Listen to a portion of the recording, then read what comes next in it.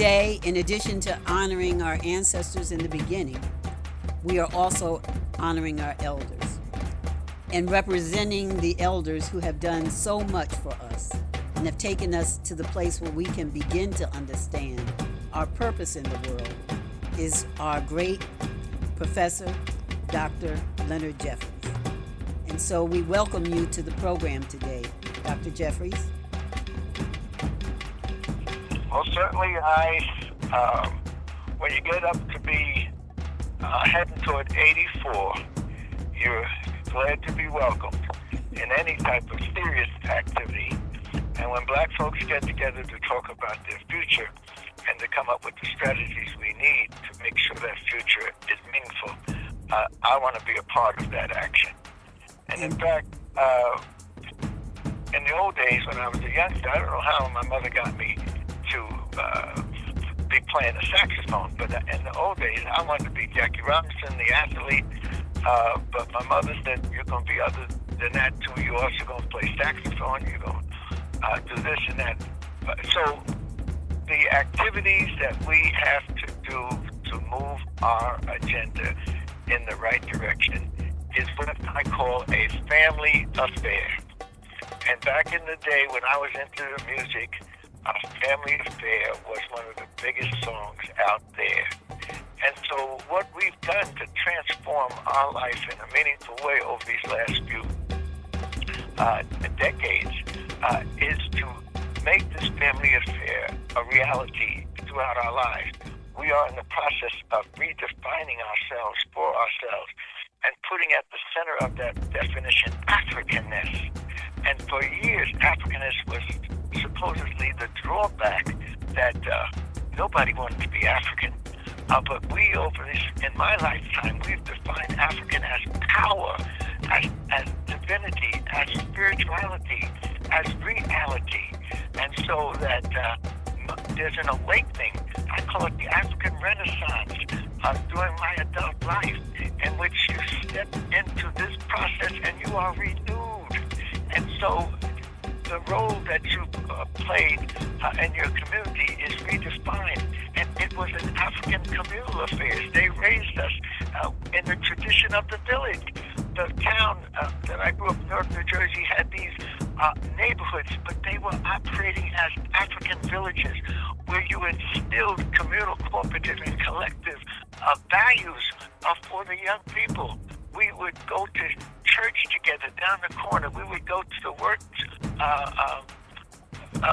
after our parents would go for a job. They would be helping each other get a decent job. We would go for summer camp.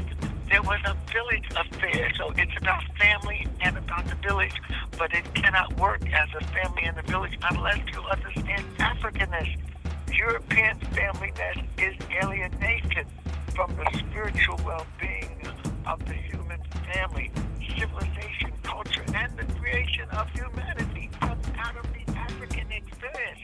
And so we cannot define ourselves for ourselves and for the world if we only have this European or this alien perspective. And so it's about struggle, and struggle for the African mind is at the center of it.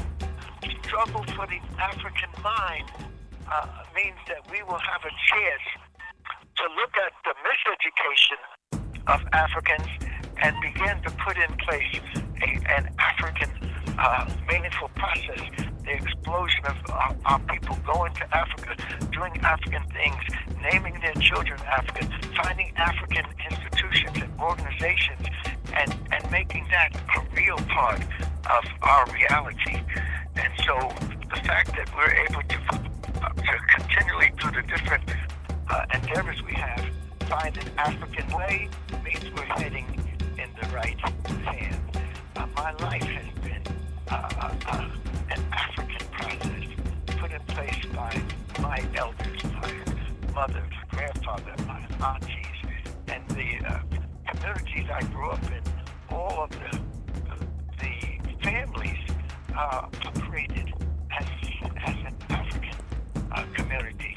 I grew up on 14th Street in Newark, New Jersey, and people on 14th Street operated in that way. On the 13th Street was my mother's elder sister, and so that was a part of the village. On 12th Street was my father's eldest sister who raised him. And so this tradition of hands-on, instilling an ability to move against opposition, no matter how formidable, that's it. That's my story. That's So, the Baba, story. how then do we do that now and for the future? Well, now we definitely have to, more than anything else now, because high technology and coming out of the European world and other communities that want to be honorary whites has made it imperative that we form the organizations first, developing individually in ourselves. When I went to Europe and I saw the world, then I realized how important the African part of the world struggle was. When I got into Europe, and then that's when I met Dr. Shekhar Jup and others who were looking at the African world anew. And so we have to organize. If you don't organize, you will be paralyzed. And so we tell our people to Africanize and organize and search for your African mind and build African institutions and organizations. Extract what you can from the European world that might be of value, but do not become the European world or do not become centered around their values. And so for us to look for the African path, find that African light is the key. Learn the history of your enemy because you've got to deal with him.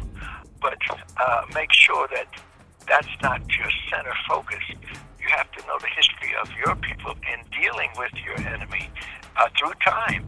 And so that's the great strength. Wherever I have gone, it has been this Africanness that has given me the strength and the power to make a contribution. And people who are similarly searching, my wife, to have a partner, and we're now working on 55 years to have a partner of being in the struggle, searching for Africanness, using Africanness to empower yourself, using Africanness to link yourself to the universality of spirituality, to have your partner pulling with you and not against you, encouraging you and not suppressing your desires is an enormous thing.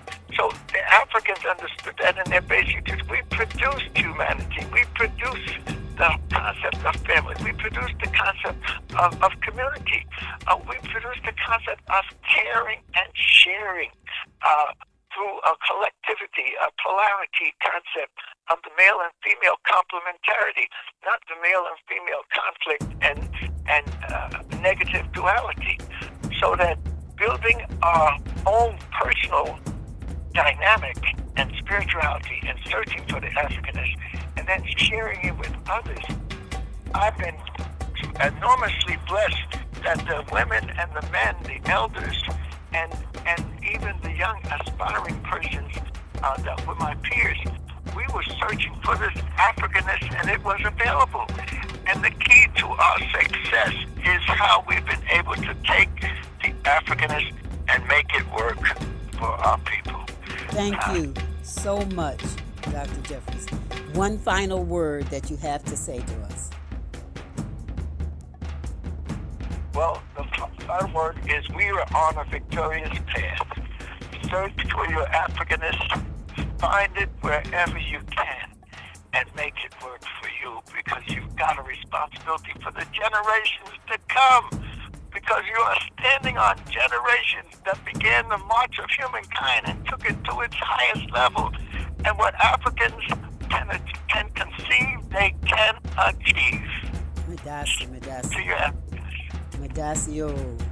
We thank you so much in honor and respect for all the elders.